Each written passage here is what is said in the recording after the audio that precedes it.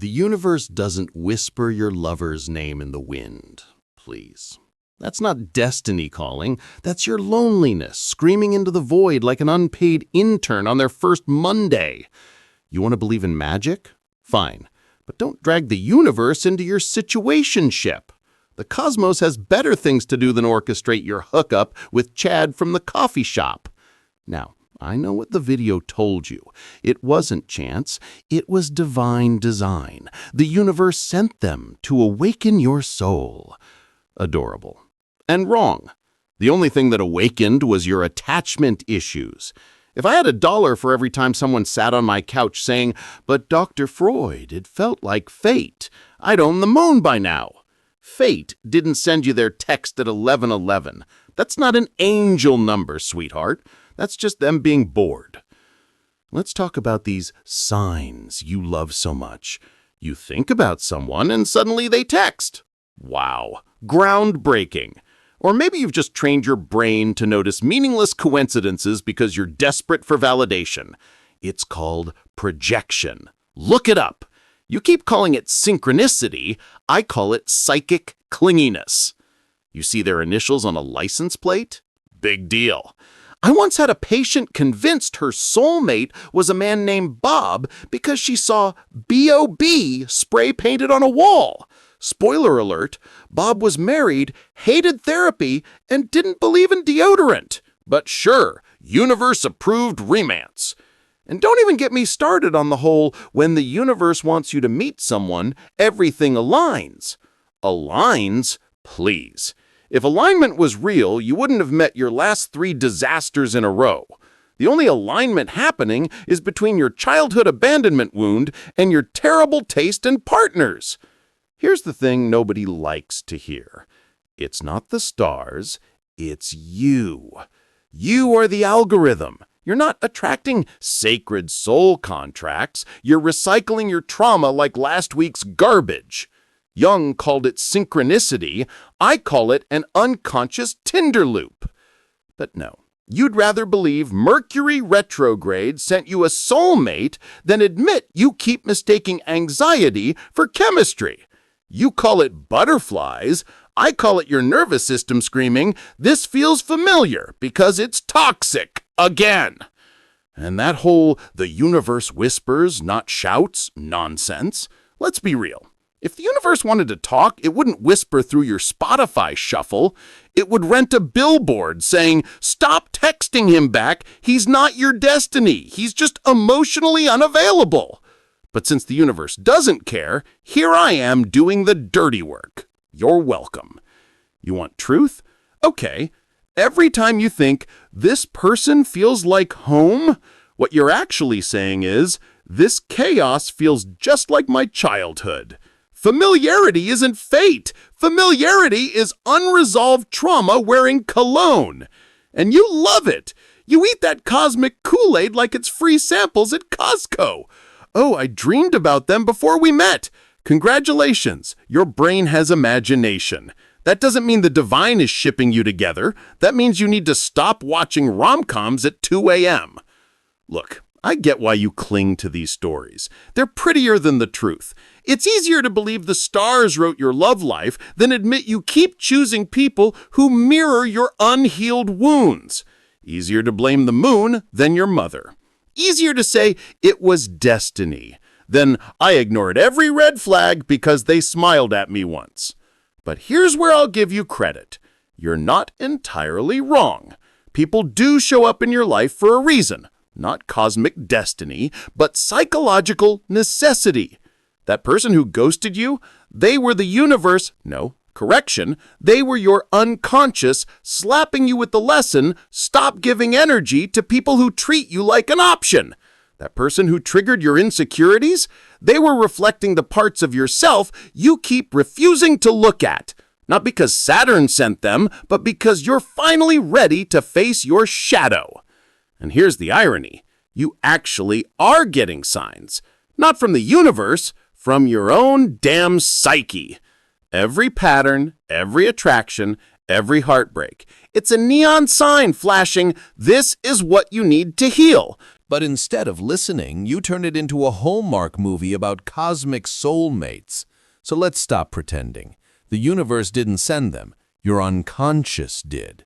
And until you get that, you'll keep confusing lessons with lovers, projections with partners, and chemistry with chaos. But hey, don't take my word for it. Keep calling it fate. Keep pretending the stars are aligning for your situationship. And when it all collapses, don't worry, my couch is always open. Just bring tissues and your credit card. Therapy isn't cosmic, but it sure as hell is transformative. You want to know what synchronicity really is? It's the universe laughing at your ability to romanticize basic coincidences. You think about someone and then, bam, they text you. Oh, wow, miracle. Or maybe, just maybe, they text everyone when they're drunk and you weren't that special. Sorry to ruin your fairy tale, Cinderella, but the only glass slipper here is the wine glass you keep emptying while waiting for them to call. You see their name everywhere? Guess what, Sherlock? That's called selective attention. It's the same phenomenon that makes you suddenly notice red cars everywhere after buying one. Only difference? Cars don't ghost you, people do.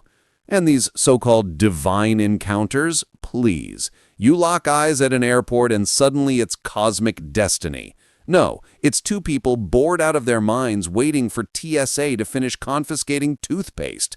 There's no grand alignment happening. You're just horny and lonely in an overpriced terminal. Jung gave you this fancy word synchronicity because he liked to dress up coincidences in a tuxedo.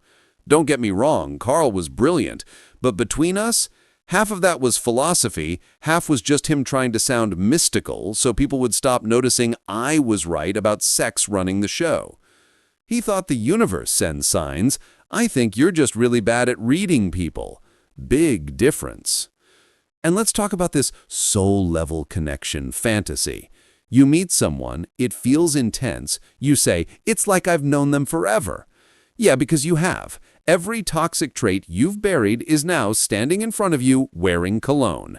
It's not magic, it's pattern recognition. You're basically speed dating your unresolved trauma. Congratulations. The universe doesn't orchestrate your love life. Your unconscious does.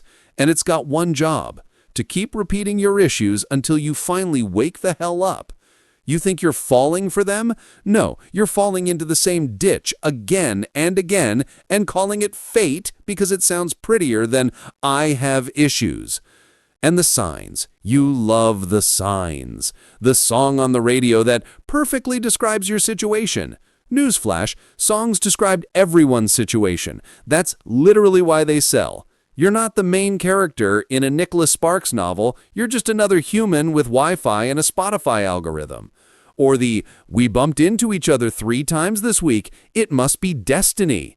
No, it must be that you both live in the same city, frequent the same overpriced coffee shop, and your brain is addicted to drama. The universe doesn't run Starbucks, honey.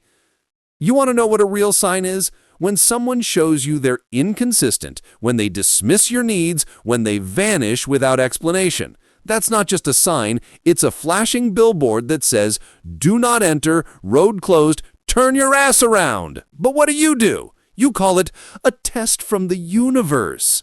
Here's the brutal truth. The universe doesn't test you. Your own refusal to learn does. If you keep touching the same hot stove, don't blame the cosmos for your burn marks.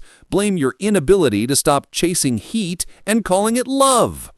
But of course, you love to rebrand chaos as destiny. He ignores you? Must be a karmic lesson. She manipulates you? Cosmic mirror. They disappear? Spiritual contract fulfilled. No, sweetheart, they're just emotionally unavailable and you have low standards. And let me tell you this, when you say it just felt like alignment, what you mean is my trauma and their toxicity matched frequencies like a bad radio station. That's not alignment. That's 2 broken antennas buzzing in sync until the signal cuts out. Here's a radical idea. Maybe instead of looking for divine confirmation that your crush is the one, you could, I don't know, pay attention to how they actually treat you. Maybe stop romanticizing neglect and calling it destiny. But I get it. I really do. Because admitting you're stuck in patterns means doing the hard work, facing your shadow, building boundaries, breaking the cycle.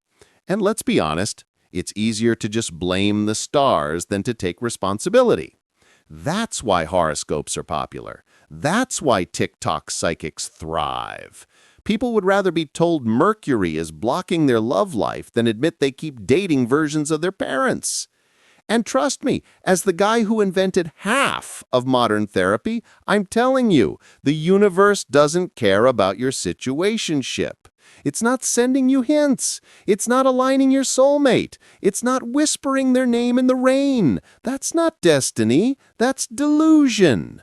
The only whispers happening are in your unconscious. And if you'd stop spiritualizing everything, you might actually hear them. So next time you think the universe is sending you signs, try this instead. Sit down, shut up, and ask yourself, what in me is being mirrored right now? Because the truth isn't written in the stars, it's written in your wounds. And until you deal with those, no cosmic sign will save you. Trust me, I've seen it 1,000 times. And I charge by the hour. So now we've reached the juiciest part of this cosmic soap opera. The pain. Ah, yes, the crown jewel of romantic delusion.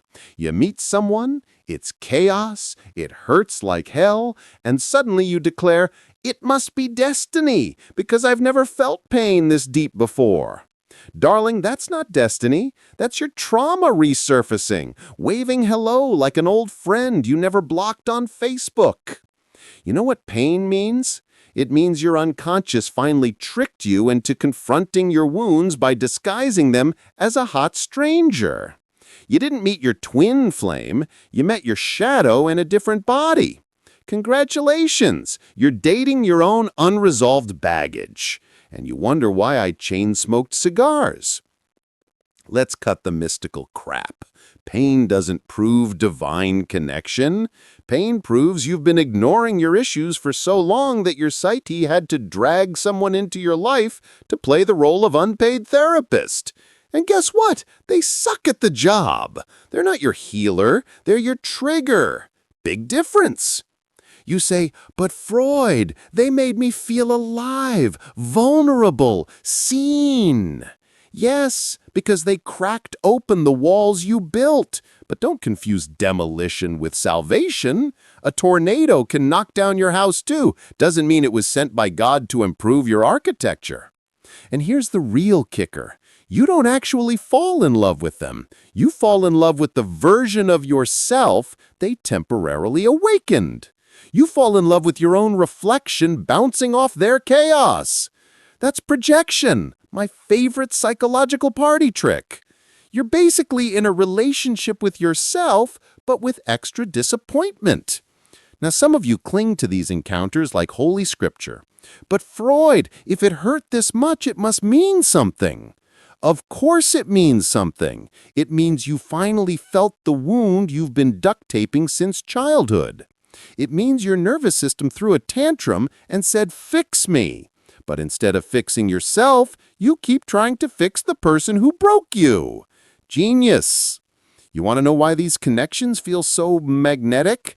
Because your unconscious is desperate for closure. It keeps replaying the same unfinished stories with new actors. That's why you can't let them go. Not because they're your soulmate, but because they're the sequel to your unresolved trauma trilogy. And the irony is delicious. The moment you actually heal, the universe suddenly stops sending you these so-called soul lessons. Why? Because you don't need chaos to wake you up anymore. The signs vanish. The synchronicities dry up. The cosmic rom-com ends because you stopped casting people in the role of your shadow. But you don't want to hear that. You want the fantasy. You want to believe the universe shipped you a divine partner wrapped in red flags. You want your pain to be proof of destiny, not proof of dysfunction. And that's why you'll keep repeating the cycle until you realize the big secret. The universe doesn't send you people. You send you people. Your unconscious is the director, the scriptwriter, the casting agent, and the set designer. And until you fire that inner chaos producer, you're stuck in reruns. So here's my grand finale. Stop blaming the stars. Stop romanticizing your pain. Stop waiting for the cosmos to deliver your soulmate like Amazon Prime with free shipping. Grow up, do the inner work, and maybe, just maybe, you'll stop confusing trauma bonds for cosmic love stories. Or don't. Keep believing Venus retrograde ruined your relationship. Keep chasing butterflies, ignoring red flags, and quoting angel numbers.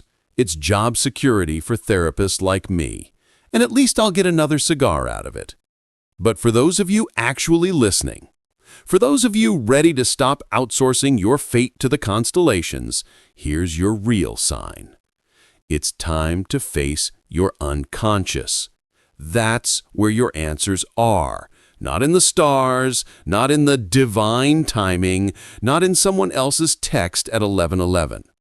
Right here, in you. So smash the like button if you're tired of cosmic excuses. Subscribe if you're brave enough to actually deal with your own shadow.